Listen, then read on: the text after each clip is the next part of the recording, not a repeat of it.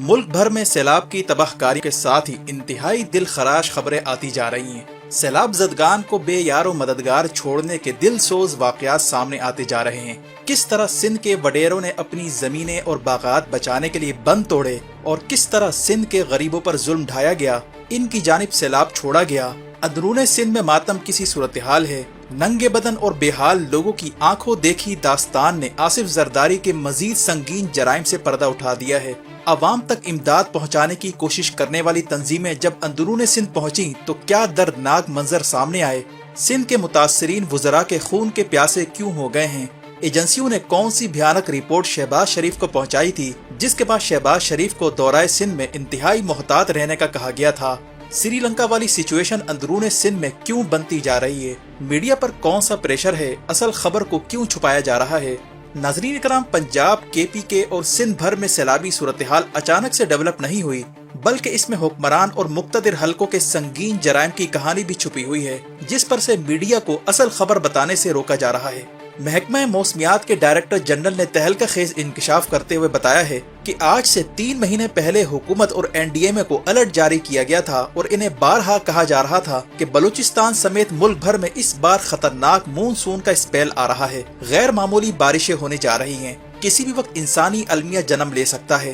لیکن گزشتہ 3 مہینے سے امپورٹڈ حکومت اور ان کے ہینڈلرز حفاظتی انتظامات کی پلاننگ کی بجائے اس بات کی منصوبہ بندی کرتے پائے گئے کہ شہباز گل کے بعد عمران خان کو کیسے گرفتار کیا جائے، اور پھر اس قوم کے ساتھ وہ ہوا جو پچھلے 200 سال میں بھی نہیں ہوا۔ بند کے بند ٹوٹ گئے، پہاڑ ریزہ ریزہ ہونے لگے، گلیشیئرز ٹوٹ کر دریا میں طغیانی پیدا کرتے رہے، لیکن امپورٹڈ حکومت اور میڈیا نے کوئی نوٹس نہیں لیا۔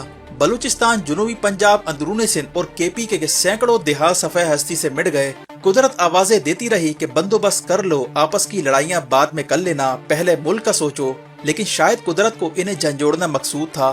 سمن بکمن امیون کے مصداق حکمران طبقہ اور ذمہ دار لوگ باہر کے دورے کرتے رہے۔ قطر، یو اے ای اور یورپ کے دوروں سے فرصت تب ملی جب یہ خبر آئی کہ سیلاب کا رخ اب ان کے کھلیانوں، کھیتوں اور باغات کی جانب ہو چکا ہے۔ چنانچہ سندھ کے وڈیروں نے پہلی فرصت میں بند توڑ کر پانی کا رخ غریبوں کی جانب کیا، اور یوں اپنے باغات اور زمینیں بچا کر وڈیرے نے فرط مسرت میں اپنے مونچھوں کو تاؤ دیا اور شہر کی جانب چلتا بنا، اور پیچھے سندھ کی غریب عوام راتوں رات سیلاب کی نظر ہو گئے۔ ان کے خاندان اجڑ گئے، لاکھوں مویشی سیلاب میں بہہ گئے۔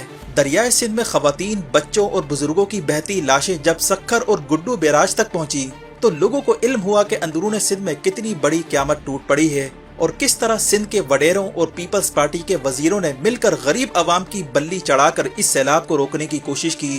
دریائے سندھ میں بہتی لاشوں کی خبر جب سوشل میڈیا پر آئی تو سندھ کا سرکاری وفد مراد علی شاہ اور بلاول زرداری کی قیادت میں شہباز شریف کو لے کر سکھر کا دورہ کرنے پہنچا، تو وہاں پر عوام کے اشتعال نے ان کے کان کھڑے کر دیے۔ خواتین نے سڑکوں پر لیٹ کر احتجاج شروع کر دیا۔ اس کے بعد شہباز اینڈ کمپنی کے ساتھ مل کر مراد علی شاہ اور بلاول نے ہیلی کاپٹر سے 3-4 پیکٹ غریبوں کے منہ پر اچھالنے کی پریکٹس کی، اور پھر کامیاب شوٹنگ کے بعد انہیں خیال آیا کہ غریبوں کے احتجاج سے ان کی شان میں گستاخی ہوئی ہے۔ چنانچہ سندھ پولیس نے انہی غریبوں کے خلاف مقدمہ درج کر دیا۔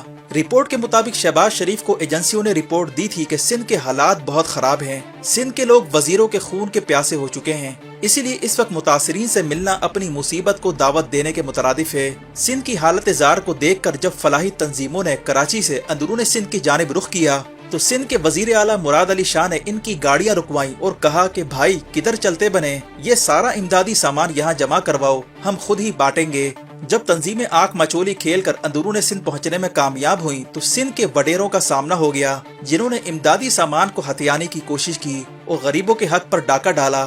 دوسری طرف یہ اطلاع آئی کہ پیپلز پارٹی کے ایم پی ایز نے زندہ بچ جانے والے سیلاب متاثرین کو امدادی سامان دینے سے پہلے ان سے حلف نامہ لیا کہ آئندہ ووٹ پیپلز پارٹی کو دینا ہوگا، تبھی تمہیں امدادی سامان ملے گا۔ اور یوں سندھ کے وڈیروں اور بھٹو کے وارثوں نے سیلاب زدگان کے ساتھ جو تاریخی جرائم کی داستانیں رقم کی، اسے تاریخ دان قلم بند کرتے ہوئے کئی بار ضرور سوچے گا۔ فلاحی تنظیموں کے ارکان سے ملنے والی اطلاع کے مطابق اندرون سندھ تک میڈیا کو کوئی رسائی نہیں دی جا رہی، اور جن کو رسائی مل گئی ان پر یہ پریشر ہے کہ اصل کہانی نہ دکھائی جائے۔ لوگوں کے بدن پر کپڑے نہیں ہیں، خواتین برہنہ حالت میں ہیں، لوگوں کی آنکھوں میں اس وقت خون اترا ہوا ہے، وزیروں کے خون کے پیاسے ہو گئے ہیں۔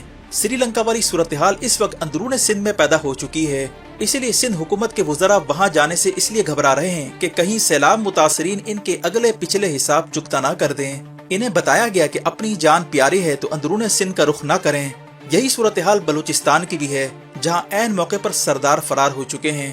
صورتحال مکمل طور پر فلاحی تنظیموں اور فوج کے رحم و کرم پر ہے۔ پاک فوج کے رضاکار اور فلاحی تنظیمیں اس وقت سیلاب زدگان کے لیے امید کی کرن بن چکے ہیں۔